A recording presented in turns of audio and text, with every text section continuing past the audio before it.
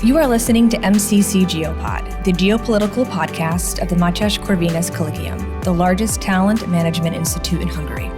If you want to know more about our mission, please look up our English website at mcc.hu/en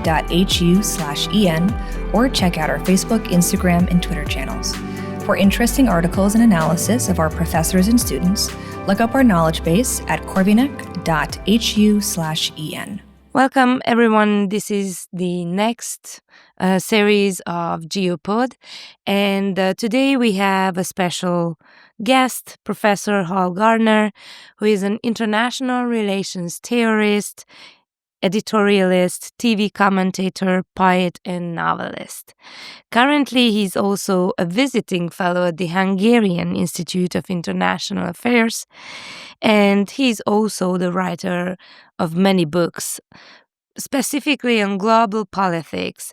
For example, he wrote Toward an Alternative Transatlantic Strategy in French and English in 2021, specific international relations theory books based on different topics such as the Crimea, global rivalry and the vengeance of history, NATO expansion and the U.S. strategy in Asia, and so forth.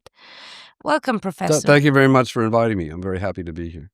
I'm Klementina Kozma, a research fellow at the Center for Geopolitics, and today I will have some questions regarding the ongoing situation globally.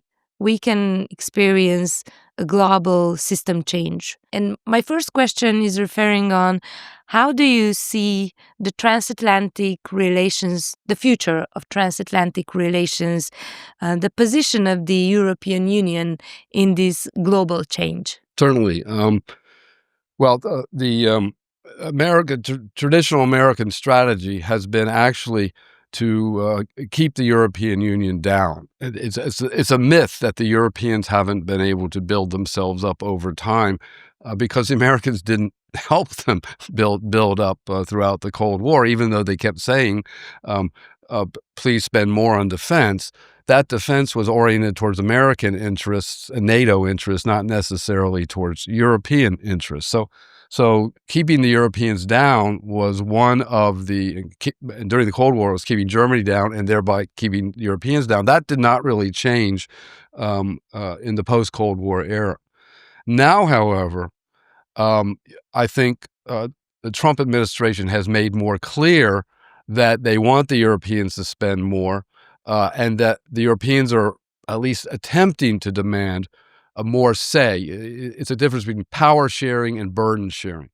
Throughout the U.S. always wanted burden sharing, but not power sharing. Now the Europeans are insisting on power sharing, but the two sides are conflicting over their strategy.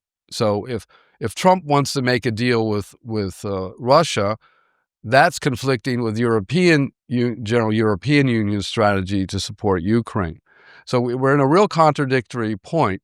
And a very dangerous point because the Europeans are engaging in building up their military capabilities.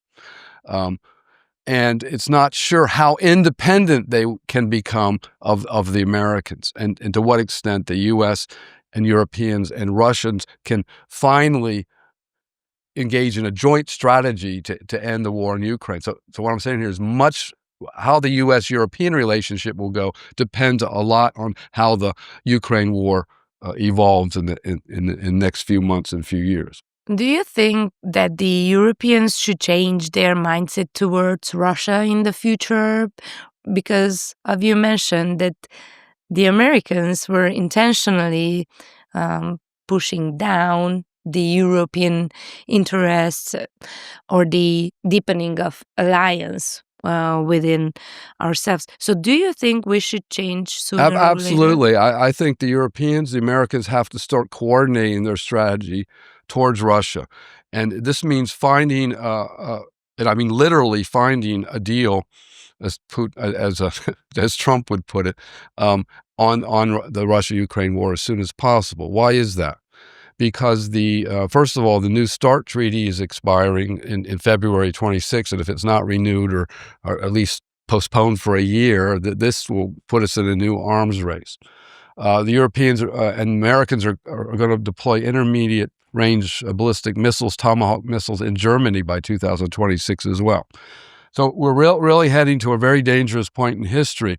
And, Trump believes in peace through strength.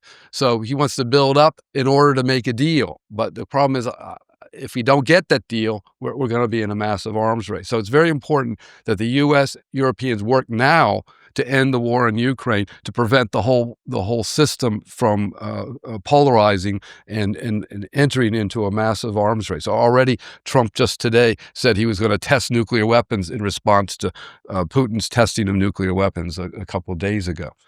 So we're in a really dangerous period, and I'm really amazed how little commentary is being made about this new arms race of hypersonic weapons, drones, etc. This all needs to be calmed down. It can only be calmed down through diplomacy. And therefore, to have the U.S. and Europeans at odds with one another is very dangerous. They really have to come to terms. The real issue here is Russia has taken almost 20% of Ukrainian territory, and nobody likes to lose. But it's like Finland at the end of World War II. Finland lost most Karelia and Potsdamo and other territories, and had to live with it. But they lived in peace with Soviet Union up until recently when they joined NATO. So the point is, we need a new solution. We have to look at Ukraine, formalize a neutrality, find a line of control, put international peacekeepers in Ukraine. We do all sorts of possibilities that need to be negotiated, but the U.S. and Europeans have to do that now. Do you anyway see any willing in the Europeans towards that? Because the recent programs for defense industry modernization, defense industry programs, SAFE program, the EDIP, and so forth, are targeting that the Europeans themselves should build up a collective defense system with collective procurement of weapons and collective manufacturing in some parts of Europe. So do you see that diplomacy has a chance to override this current situation or mindset? Well, that's just it. The Europeans see themselves as caught between a rock and a hard place. They see a threatening Russia, obviously taking 20% of Ukraine and threatening the Baltic states, and that's creating tensions with Europe. Europeans feel that more than the Americans, who are saying, "Oh no, China's our rival." So we're more concerned with China or even Venezuela right now than we are with Ukraine. So this is forcing the Europeans to say, the Americans might not support us as they would have in the Cold War. We have to build up our own. That's where they need to have both power and burden, the burden sharing, in the sense that they need to build up their military capabilities. On the other hand, once they that military buildup cannot be seen as a threat to Russia as well, because then that will create a new arms race, because the Russians will see the Americans and Europeans operating together, whether or not they are or not, and therefore you need to really focus on diplomacy. And maybe the Europeans will have to be involved in some sort of new START arrangements, and the Chinese too, and maybe even the Indians. We have to start thinking of multilateral arms control, maybe not just U.S.-Russia arms control. Do you think that China and India will have a significant influence on European security issues or questions? Well, they're certainly having it in political economic terms. So China's becoming, it's Europe's. Europe is one of its major markets. I think it's the major market now, and that creates a link between Europe and China, which concerns Russia in the sense that what happens if the Europeans really move into a closer relationship with China? I don't see that happening now. But definitely, China's rise as a nuclear is really developing a major nuclear capability, both intermediate range and intercontinental, and a navy. That's putting pressure on Taiwan. that puts pressure on the sea lines of communication from the Asia Pacific to the Gulf. So all that is what the Americans are worried about. So the Americans are saying, you Europeans worry about Ukraine and the Mediterranean and maybe the Black Sea, but we're going to worry about Asia and so you're creating a kind of zones of influence for each state. And if you don't, as I said, if you don't bring the U.S. and Europeans together in relationship to Russia, you won't be able to manage China either. So you need to. So Trump's strategy, what they call the reverse Nixon strategy, trying to draw Russia a little bit away from China, they're not going to break off entirely, could help moderate not only the Russia-Ukraine war, but also the tensions in Asia. Because the more you push Russia closer to China, the more dangerous China will become as well. In what role do you think that you mentioned the economic dependence, what we have towards China in these days, this economic dependence play in shaping our strategic choices? Right. The Europeans are more sympathetic to China. They don't see China as a threat because it's not threatening direct European interests, even though France has areas that are being influenced by China in the Pacific. And French President Macron went to the ASEAN countries, and he talked about building up ASEAN as a counterbalance to China. But it's very limited. It's a more moderate approach. Here in Europe, France is talking about extending its nuclear umbrella over all of Eastern Europe. And Germany and Poland are both really engaged in major military buildup. And that's historically, from the Russian perspective, that's a really dangerous sign. So Moscow is showing off its nuclear weapons and its new technologies. And that's where we have to start calming things down. And that's why I'm saying, first, let's get a settlement in Ukraine, and then works towards a general reduction in the arms race as soon as possible. Talking about Washington's approach, how does the administration's transactional approach to alliance reshape U.S. extended deterrence and strategic credibility in Europe and the Indo-Pacific? And what mechanisms, for example, Beijing nuclear posture reviews, could compensate for any perceived credibility gaps?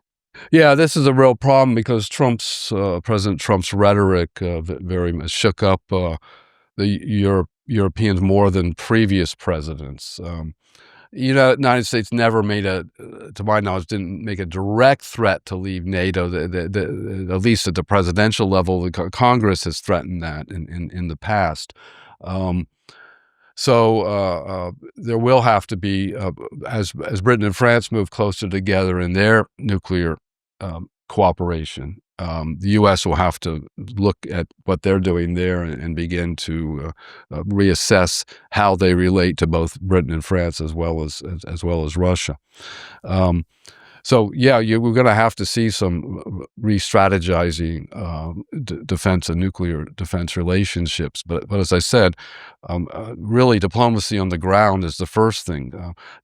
Nuclear weapons and arms race is really a result of geopolitical tensions on the ground. If you don't calm Russia-Ukraine down and some other conflicts, you're not going to calm the arms race, and you're not going to get cooperation among the nuclear powers.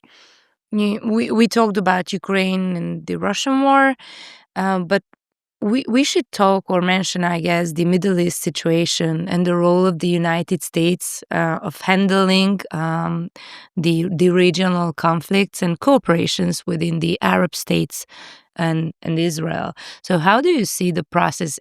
Is it a success, what's going on right now for the Trump administration? Well, I would argue that he's on the right track if he restrains Israel and continues to restrain Israel, which is a very difficult job to do.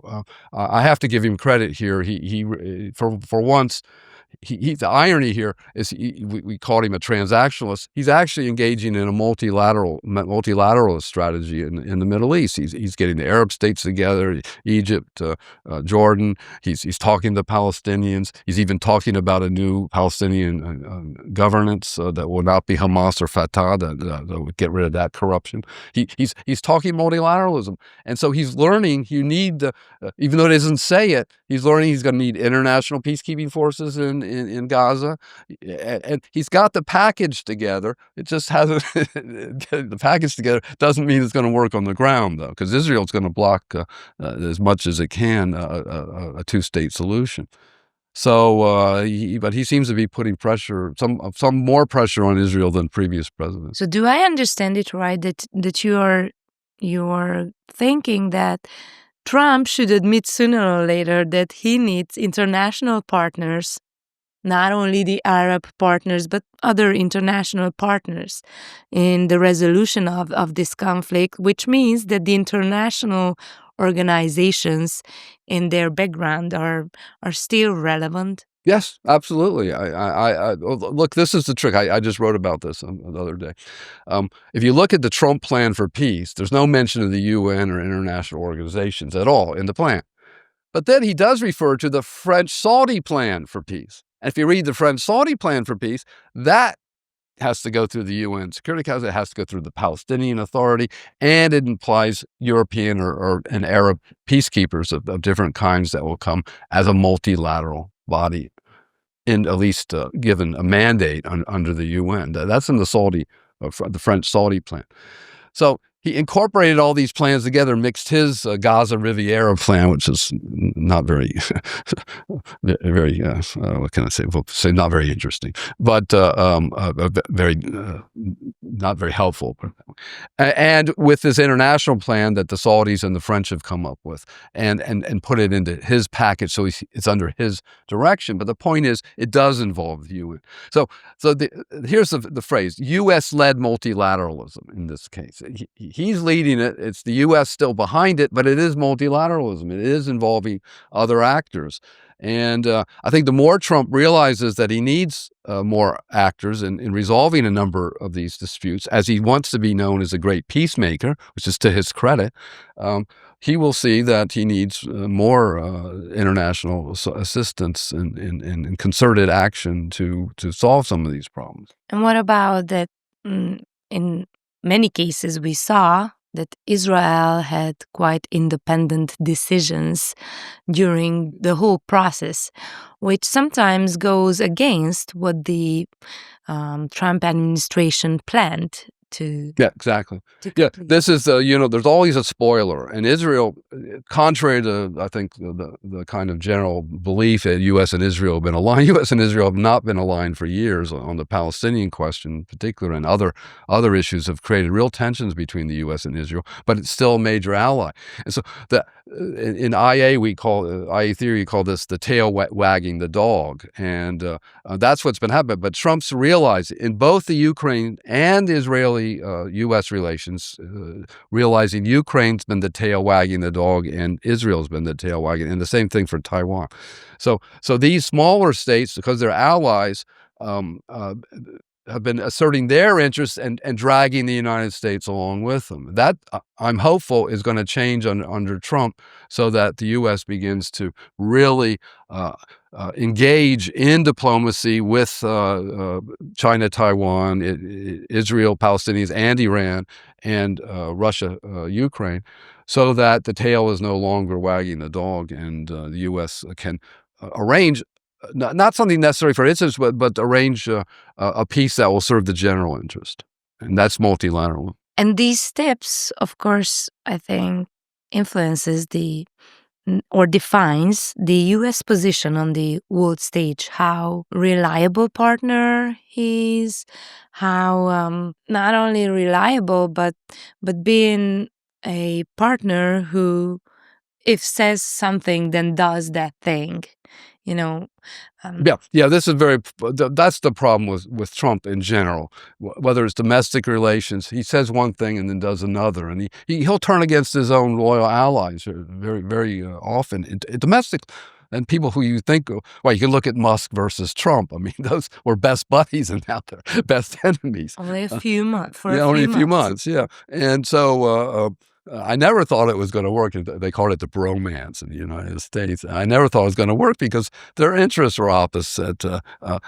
Musk is into electric vehicles and green energy, and Trump is into oil and gas. So this was obviously going to be a clash there. So Trump really, he needs to, I think, calm down some way and reflect on how. But that's not his style. He wants to keep everybody on edge. So he doesn't know exactly. Other people don't know what his strategy. Other states don't know what his strategy, and neither does the population. And that makes it very difficult for him to gain trust. So that by itself creates more tensions, because you don't know what the Americans are going to do next. So you better build up your military capabilities. How do you see that the current administration behind him can somehow ease this phenomena? Or well, the previous Trump won. They had more controls and really tried to limit the damage. As they even talked about, it was leaked out in the New York Times, kind of damage control within the Trump administration. Trump won. Trump 2, he's got more allies. He picked his people a lot better, so they're more loyal to him. So they'll flip like he flips, and that creates a problem, because then even if they know it's the wrong policy, they're gonna then they follow. They'll just follow.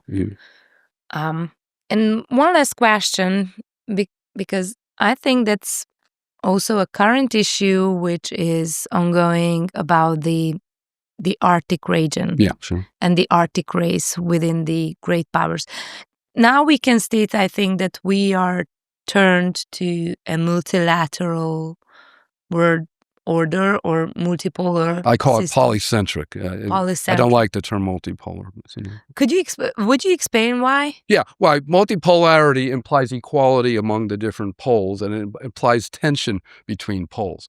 Poles are not always tense, and the centers of power are not always tense, and they can align with each other. But polarity implies automatic tension, so it already implies war or conflict. While polycentrism implies centers of power that can either align or not align, and they're soft. They can be penetrated by other states. They're not necessarily. They can be. The poles. It sounds like everybody's in control of their own governance, and that's not true. Each center of power has different influences that affect it. So this is part of my book, IR Theory and Major Power War. You can look at those IR theorists out there, might want to see. It's a whole critique of neorealism. So anyway, get back to the Arctic. Trump is not really an American first. He's a North American first. He wants to, remember, he wanted to bring Canada as the 51st state. He is already engaging in probably a coup in Venezuela. But most importantly for the Arctic, he wants to control Greenland for two purposes. One is the rare earths and the valuable critical materials needed for the new high tech and digital and IA media and this technology that we have, and also because if there is a missile attack from Russia or China, it would come over the Arctic. So that's why he wants the Golden Dome. It's modeled after the Israeli Iron Dome. He wants something even bigger. Ronald Reagan had dreamed of that. He called it the Strategic Defense Initiative, and what got called Star Wars afterwards. But the Golden Dome concept is to really cover all of North America. And so in that sense, he's a North Americanist, not really an Americanist. And the Arctic becomes part of that. Why? Because the irony is global warming is going to shift the world's economy towards the polar regions because the trade route from the Arctic to Russia shortens the distance of shipping by I think about 10, 12 days if you then as compared to going through the Suez. And the Suez gets blocked every so often, and the Houthis have been jamming it, fighting Israel and shipping through that area, and there's always tension. So in a way, he's looking forward to this new route that will change the global economy through the Arctic. Polar Silk Road, the Chinese want a part of it. They're having some tensions with the Russians in developing it. But in my view, in a few years, it will be a major thoroughfare. So, just to end of our conversation, do you see that the United States will still have the potential on the global arena to handle these major conflicts, such as the Russian-Ukrainian, Middle East, China-Taiwan issue, or at some point it has to give up and step one back and focus only on North American issues? Well, the problem is ultimately, if you just focus on North America, the other ones will fly back in its face. So this is what happened after World War I, where the U.S. went into at least quasi-isolationism, and suddenly the conflicts got so intense the U.S. had to intervene in a big way. So what I'm arguing is we better deal with those conflicts now diplomatically as soon as possible before they do fly in our face in a much worse fashion. And believe me, if the arms race begins in February 2026, when the New START treaty is dumped, we'll be regretting not engaging in a new diplomacy.